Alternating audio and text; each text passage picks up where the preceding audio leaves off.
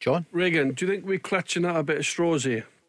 Because Brendan Rodgers, right, he trains the players, right? Brendan Rodgers doesn't necessarily motivate the players. You motivate yourself. The players, they are put into a formation, a system, and Brendan Rodgers, he can only do so much, right, as a manager. Yep.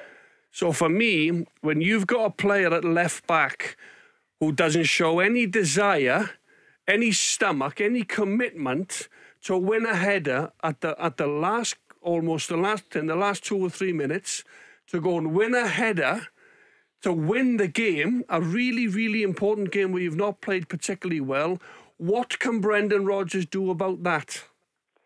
Well, John, I said when he came on the park, I was saying he probably shouldn't have brought him on. I was saying he should have put Scales at left back and played Navrocki at centre back, John, because I don't think you can trust Bernabei in these matches, John.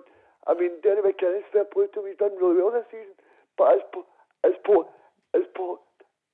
was saying last night, John, Derry McInnes' side of took Celtic three matches this season. So, I know, Regan, but I'm not having that, Regan. Yes, the proof's in the pudding, the results are there, but when was the last time? Derek McInnes has done a really good job with Kilmarnock.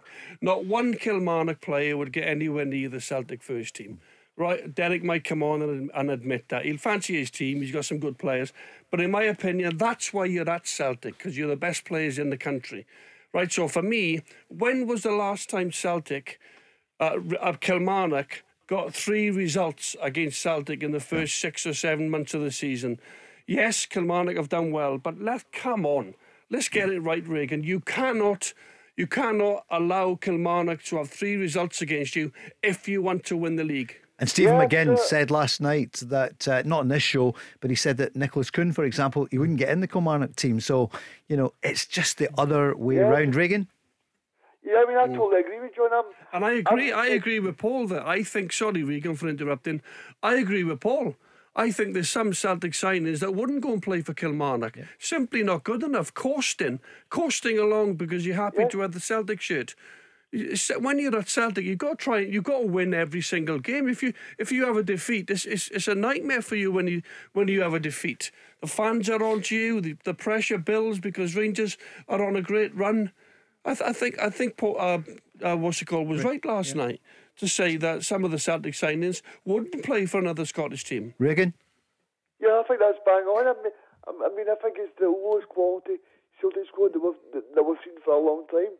I'm not being bad on the players, but I think that's genuinely one of the worst quality Celtic sides I've seen in a long time. And I think it shows you, John, that I mean, I'm speaking to a lot of Celtic fans during the week.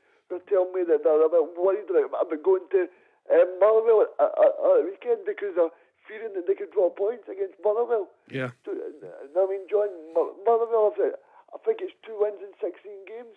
Yeah. Now, John, Celtic should be going into that game full of confidence and being able to take care of that. But that just shows you how the fan base is feeling. Greg Moore?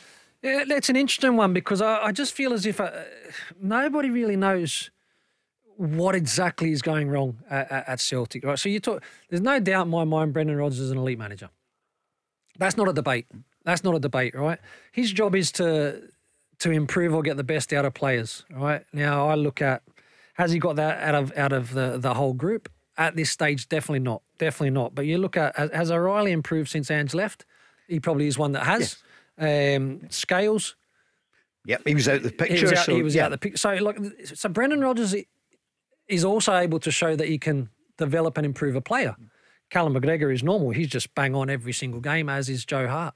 The problem for me, I can't put my finger on it. I just don't know whether, and again, I've experienced it on the other side, Regan, where, at Rangers, where the pressure is on, the performances, you might be getting away and winning games, but the performances aren't great and fans are hanging on there biting their nails. Right, and this is the problem that then flows onto the field, that then flows onto the players. And at this moment in time, you can see clearly that the Celtic players are struggling with this environment at the moment. And you heard Brendan Rodgers 2 weeks ago saying they should have been braver in the transfer market in January, which means better players. And then the following week after the St Mirren, when he said, there's a narrative out there, out with the club. Brendan, it's not out with the club. It's because you're not very good. The team at the moment is well underperforming. Well, Brendan he's got to get the team together, Brendan, and he's got to say something. Look, Rangers might well win this league, but we are going to put up one hell of a fight, right? Now, say to his players, we need to show a little bit of mettle.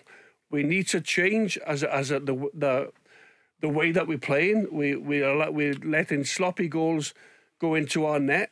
There's certain players in the Celtic team that can play an awful lot better, right? And they're not. It's not over, Regan, by no means. There's 2 points, the difference. Rangers at the top, there's 36 points to play for. Obviously, we've got the 2 games against Rangers, but the players need to start playing better because at the minute, it's just not good enough.